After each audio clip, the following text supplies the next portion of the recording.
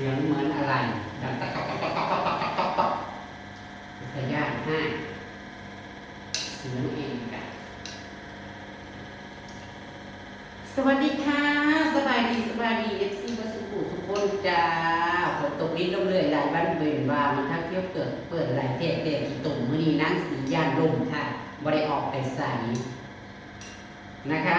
ก็เลยไปซื้อร้านนะพี่น้องร้านหน้าเส้นหมี่ร้านหน้าค่ะร้านเจอยู่นะคะเจตุ๊กตานั่นเอง50 บาทพี่น้องป้าหน้าอยากกินยังก็ได้กินค่ะมีเงินซื้ออาหารไทยกับข้าวไทยมีเมินจ้ะก็อร่อยนะคะ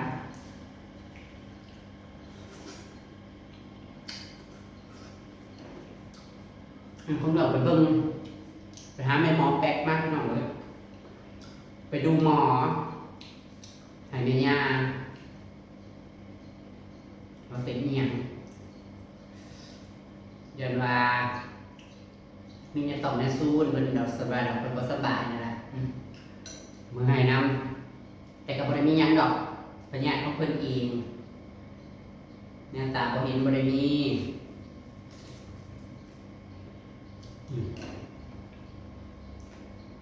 ตอนนี้ก็ยังพักกับมาหาหมอขับมาเมืองคงเดี๋ยวไปเนาะเมื่อยย่านเป็นกินยาที่มันแพ้กระเพาะเนาะเพราะว่าส่วนมากมันกินยาขาเสื้อเพราะว่ามันไปหาหมอฟังไทยมากหมอให้ยาขาเสื้อมากยาอย่างนั้นแหละที่ว่าเป็นกับเกี่ยวกับแบบต่อมน้ำเหลืองอักเสบนะเข้ากับยาขาเสื้อมากมันเลยกินยาตัวนั้นแบบแพ้กระเพาะเพราะว่ากระเพาะคือมันจะแม่นอยู่กินยาขาเสื้อนะเจซี่ก็มันจะพ้นหาหน่อยเลย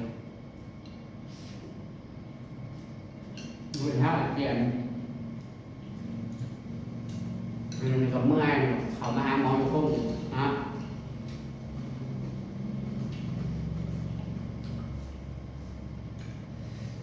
คันได้ขึ้นเลยเพื่อมันสิปกติกับเพาะเนี่ยมันจะแท้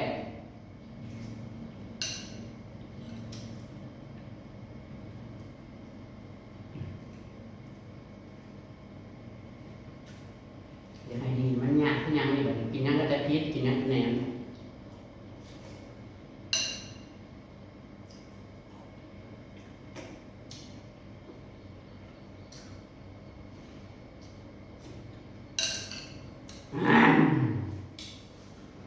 อร่อยอยู่นะครับ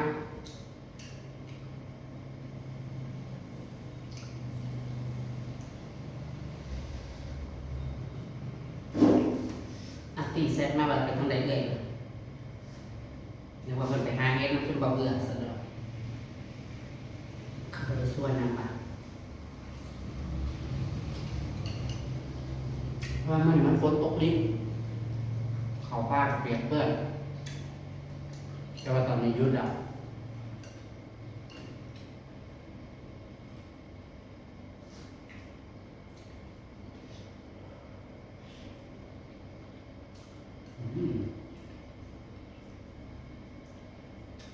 ซื้อมา2 ห่อนะพี่น้องเอาอย่างนี้ห่อหนึ่ง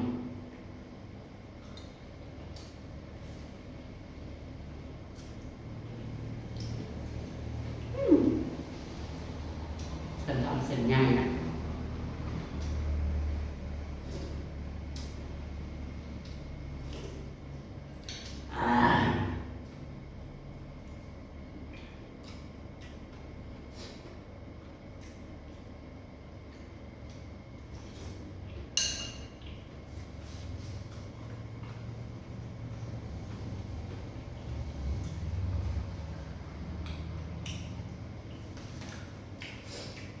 ย่างแล้วก็ทุกวันเลยเลี้ยงหลานนั่นน้องพี่น้องเลย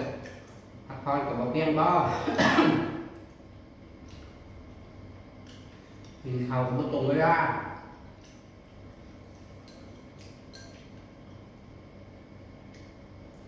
ย้ำนี้คือว่าลูกชายมันก็ได้ถึงมามันนะมันสั่นแล้วเขาแห้งถึงได้กลับลงแบบนี้เราเป็นยังไงเราปฏิอยากบอก วันนี้อยากบอกลูกบอกเต้าพี่น้องยากไปนะลูกท่านอยู่กรุงเทพนี่นะบ่ได้บอกก็เป็นอย่างนั้นตอนเริ่มแรกที่เพิ่นจะเป็นกระเพาะเพิ่นก็เป็นอยู่คนเดียวเพิ่นบ่บอกใครโอ้โหอย่างย่านแต่ลูกกูย่านแต่ลูกเป็นห่วงเขาเป็นห่วงแล้วเขาเป็นห่วงอยู่แล้วมันเป็นหน้าที่ของเขาที่ต้องจะมาห่วงแม่เป็นเราบ่บอกเขาจะเงินเราอยู่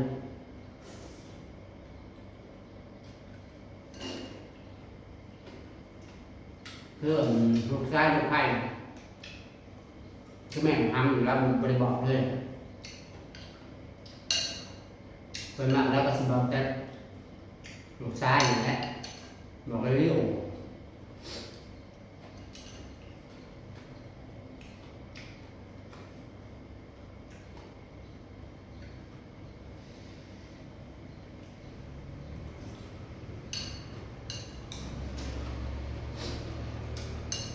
ยิงเจ้าบอกเขาเขายังก็เป็นห่วงน้องพี่น้องเด้อลูกเต้าเขาก็เป็นห่วงเป็นนั้นก็บอกเขา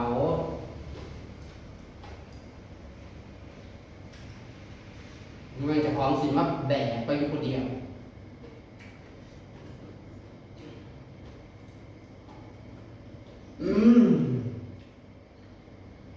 คอยดูบาได้คันว่าเป็นยังไงให้มันออกจากหูเบิด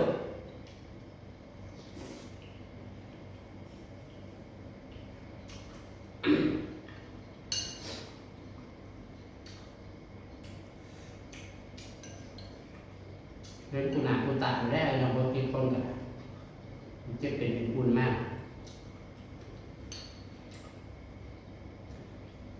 โชคดีจังหนึ่งอยู่ได้พี่น้องก็ยังเจ็บยังเป็นพี่น้องเลยเรียนคุณหนาคุณตายังชอบเจ็บเข้าเป็นยังดิ้นหนาดีหนาน้องมันก็รู้สึกดีเนาะมีแห้งกันแล้วถึงสิบโมเมนต์หยามันกับซ้ำหยาได้พี่น้องเลย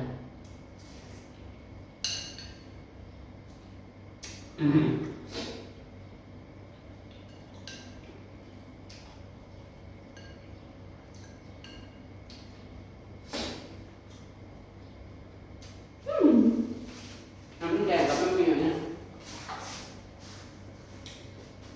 ไม่น้ำแข็ง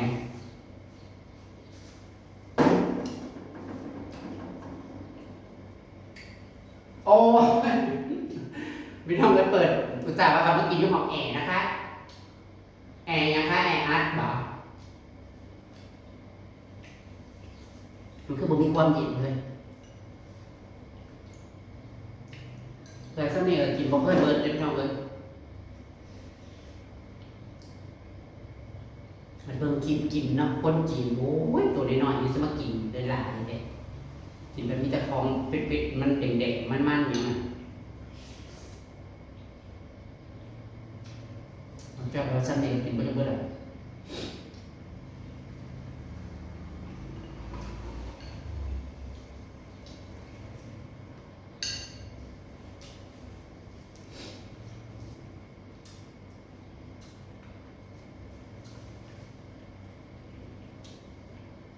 ลูกชายก็เห็นแม่เป็นอย่างประจักษ์ไรเบิ่ง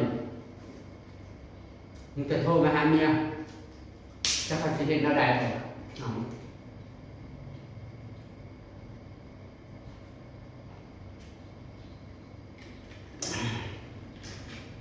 ยินดูกินต้มข้าวต้มยำให้เรากินแล้วกับเบิ่งมีลาวถามลาวแล้วเจ็บในใส่ปวดในใส่ไปหยิบไปขั้นเพราะแม่นเบิ่งแต่ตาเอาลูกกระไดมันก็กระหึ่นไหนเลยลงเบิ่งแม่เบิ่งจะตายบ่แบบแล้วเธอเราเจ็บเราปวดแล้วใส่กับแบบดีไปบวชไปทำให้เล่าเพราะเรามีแห้งบ่ได้จ้ะว่าอันนี้นั่งเงินแค่ได้โดนอยู่ให้กินเยอะยังจะอยากให้แม่พาไปห้ามรถห้ามนอนในป่ามาหาเขาไปใกล้ทั่วยา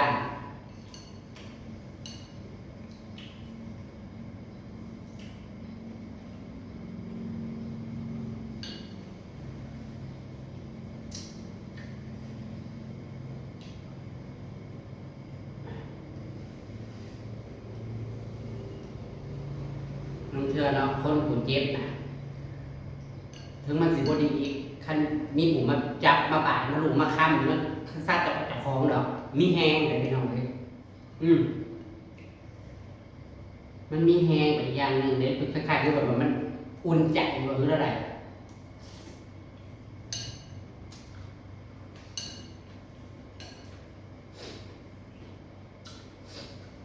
บีบจับไปก็แค่ยาคลายก็เสร็จแล้วเองนะครับ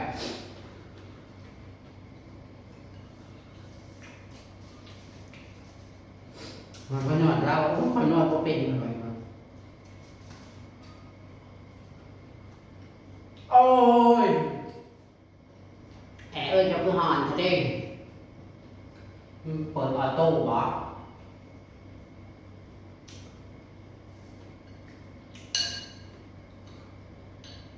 เปิดสั่นพี่น้องเอ้ยแค่นี้ก็ไม่เหมาะพี่น้องจะไปบ้านน้ำลากับ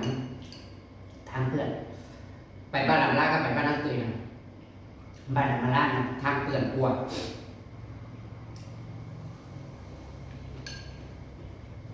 เห็นมันทอดน้ำตุยน้ำแบบกินยิ้มแห้งลายบ่เพื่อนมันได้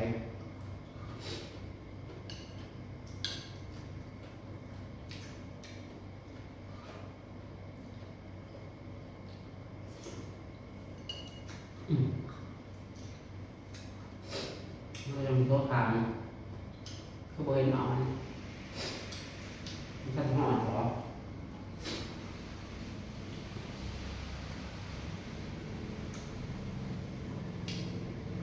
มันแห้งอยู่น้ำกระลาน2 คนเจ็บปิ่นหูมือข้างคนมันแห้งกระตามหมอเนี่ย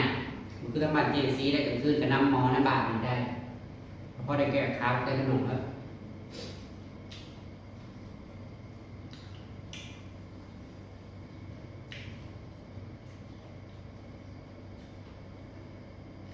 เพราะว่าขั้นที่เดินทางไปโรงหมอโรงพยาบาลไงใส่เวลาอย่างต้นทางกับพอดีและปากทั้ง4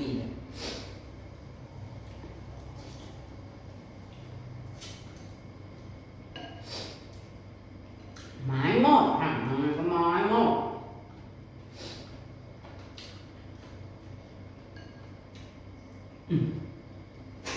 มันจะฝืนยังไม่อ่อนหรอกมันบ่ทันหอดโรงพยาบาล